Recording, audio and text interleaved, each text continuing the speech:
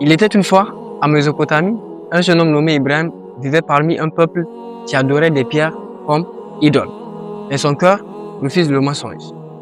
Alors une nuit, il leva les yeux vers le ciel, les étoiles brillent, il dit « Voilà mon Seigneur ».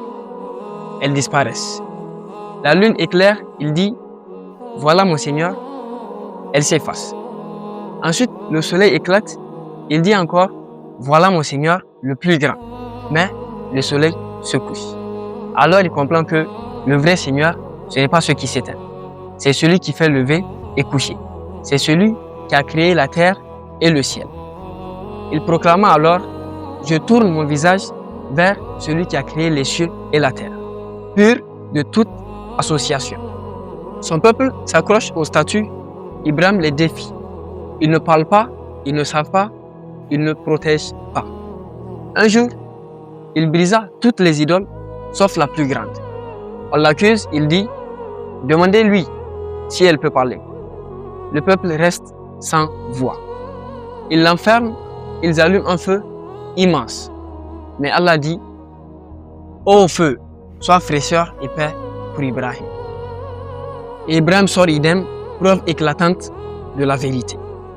Plus tard, Ibrahim voyage, il est guidé avec son fils Ismaël. Ils élèvent les fondations de la maison sacrée.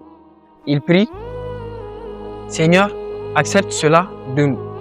Fais de nous des soumis à toi et de notre descendance une communauté soumise. » La Kaaba devient symbole éternel de l'unicité divine. Allah ordonne à Ibrahim de laisser Hajar et son fils Ismaël dans une vallée aride. Pas d'eau, pas de verdure. Hajar court entre Safa et Marwa cherchant de l'eau pour son enfant. Alors jaillit la source de Zamzam. Une miséricorde au milieu du désert. Un signe que la foi ne meurt jamais. Des années plus tard, Ibrahim vieillit et son fils grandit. Un jour, une vision descend sur lui. Il se voit en train de sacrifier son fils.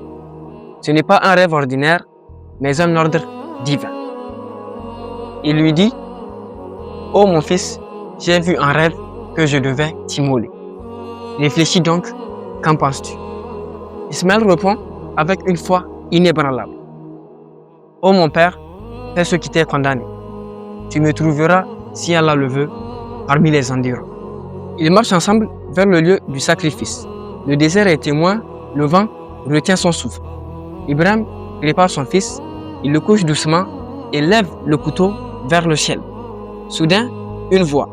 « Oh Ibrahim, tu as confirmé la vision. Voilà la claire épreuve. » Allah remplace le fils par un bélier. Le fils est sauvé, la foi est scellée. Ibrahim a montré qu'il ne plaçait rien au-dessus de son Seigneur, pas même ceux qu'il aimait. Jeté dans le feu, Ibrahim a été sauvé par la parole divine.